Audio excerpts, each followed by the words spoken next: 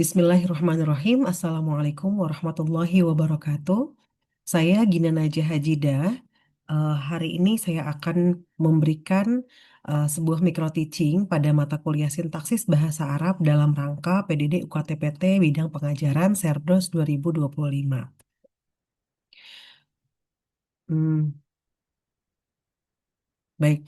Capaian pembelajaran dalam mata kuliah sintaksis bahasa Arab adalah mampu berkomunikasi secara baik, lisan maupun tulisan menggunakan bahasa Arab level 2, level B2. Dan ini adalah capaian CPL 1 pada program studi Arab Fakultas Ilmu Pengetahuan Budaya Universitas Indonesia.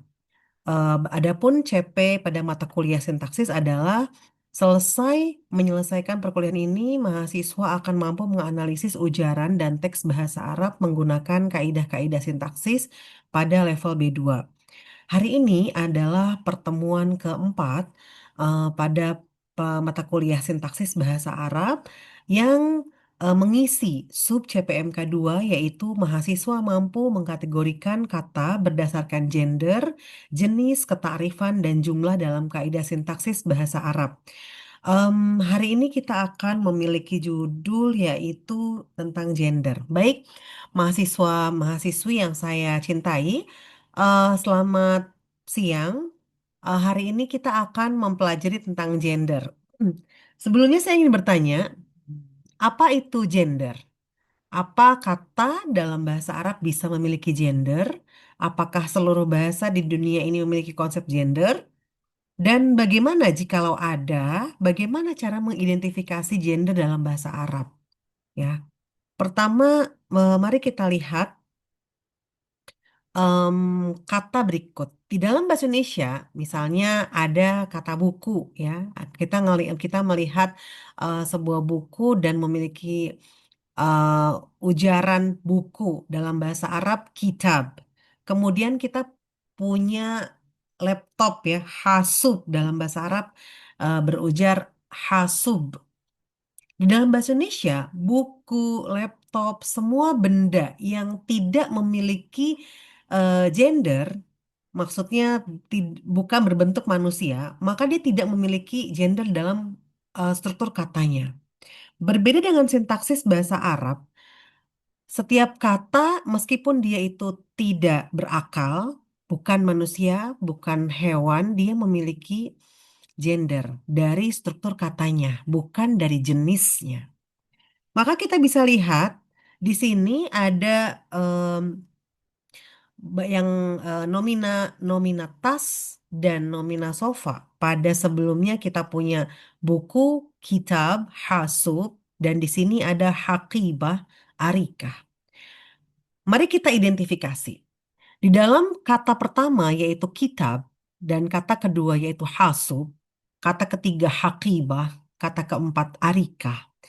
Ada tanda, ya, yang begitu jelas di akhir katanya, teman-teman.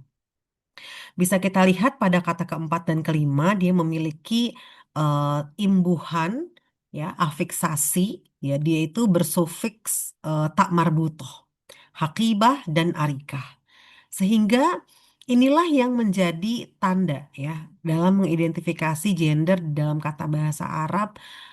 Seluruh kata yang berakhiran tak marbuto bisa diidentifikasi bahwa dia bergender feminin. Begitu.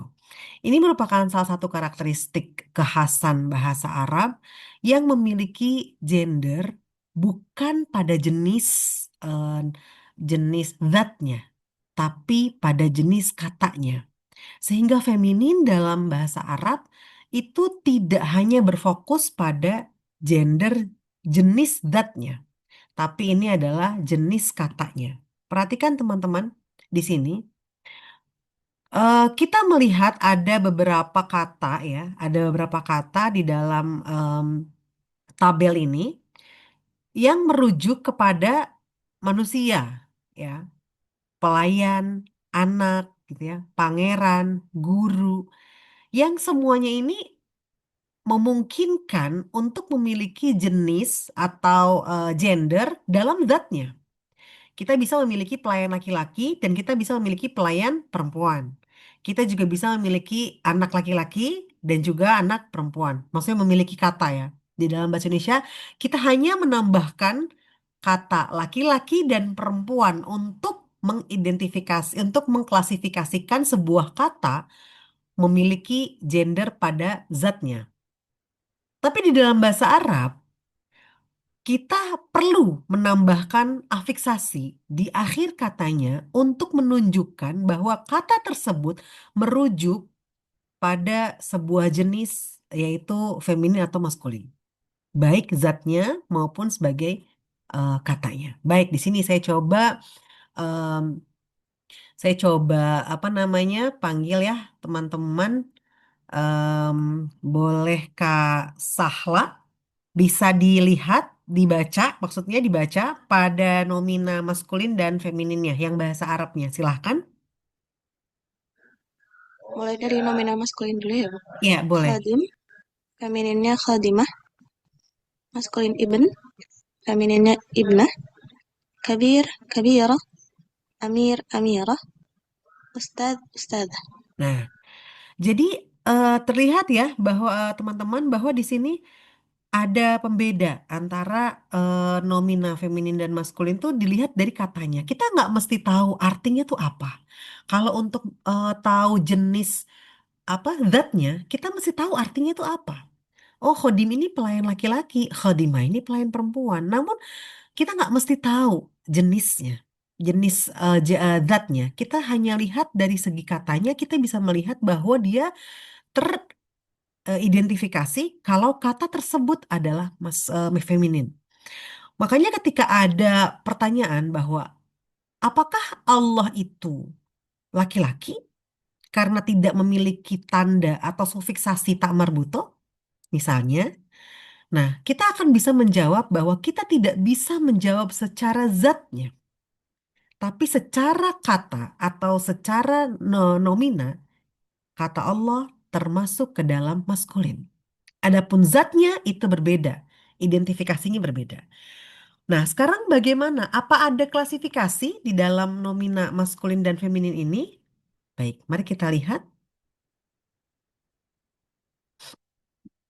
Nah, yang pertama, terdapat nomina feminim berdasarkan makna, ya. Berdasarkan makna artinya kalau di dalam bahasa Arab itu mu'annats hakiki ya. Berdasarkan maknanya ini maknawi, secara makna, secara zat memang ini dia feminin, mu'annats. Jadi tidak lagi melihat dalam bentuk katanya, tapi secara zatnya. Terdapat kata misalnya. Apakah terdapat kata tak marbutoh di dalam kata di dalam nomina Tidak, ya. Kalau tadi kita melihat ada khadim, khadimah, kita beri sufiksasi tak marbutoh pada kata bint, ukht, Maryam, Suad. Tidak terdapat tanda-tanda tersebut, tapi secara zat kata ini merujuk kepada sesuatu yang berjenis feminin. Maka kata ini disebut muannats hakiki. Secara makna, secara hakikatnya dia berjenis feminin. Lalu ada kata yang secara lafal atau secara kata ya, dilihat dari katanya dia termasuk ke dalam muannats, masuk ke dalam maskulin. Namun pada hakikatnya dia tidak muannats. Ya, zatnya mudzakkar. Zatnya apa namanya? Maskulin, ya. Kita bisa lihat di sini ada Khalifah, Hamzah, Muawiyah. Semuanya merujuk kepada sesuatu yang berjenis maskulin secara zatnya. Tapi lafadznya semua menggunakan tambahan tak marbutoh. Maka yang seperti ini kita kategorikan sebagai muannats lafzi. Jadi secara makna itu ada dua, muannats hakiki dan muannats lafzi. Muannats hakiki memiliki kata lain yaitu muannats maknawi, muannats lafzi yaitu muannats yang secara lafal, secara kata dia feminin, namun maknanya eh, maskulin. Baik, sekarang kita lihat ini nomina feminin berdasarkan bentuk. Boleh Kak Lovita dibaca dari kanan kiri bebas. Silahkan Kak Lovita, boleh?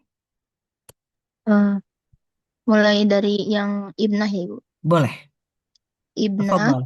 Hmm. lalu ada Kabirah, Hmm. ada Amirah, lalu ada Sama A, ada Sahra, sama, lalu ada Sohra,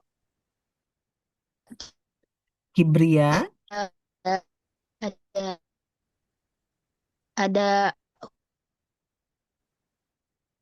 sama ada Salma. Salma.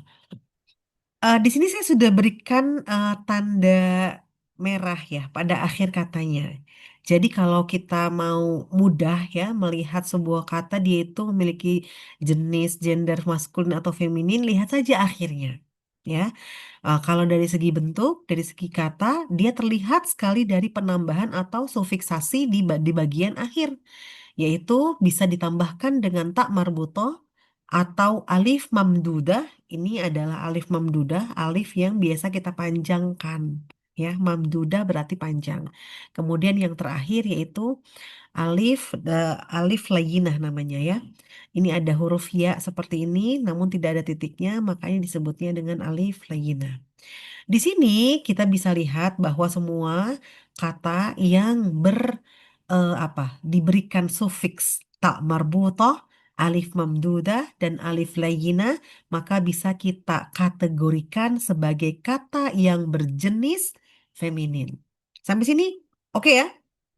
Bisa dipahami ya? Oke. Yang terakhir yaitu mu'annas nominal feminin berdasarkan konvensi. Apa itu konvensi? Secara makna dia tidak memiliki zat feminin. Secara kata dia pun tidak bisa dikategorikan feminin. Secara kata kita nggak bisa lihat nih dia tuh diberikan sufiksasi apa sehingga dia masuk ke dalam kategori feminin. Tapi dia sudah disepakati, konvensi ini disepakati oleh Arab karena bahasa itu arbitrer ya. Jadi awalnya lisan, kemudian disepakati seperti itu.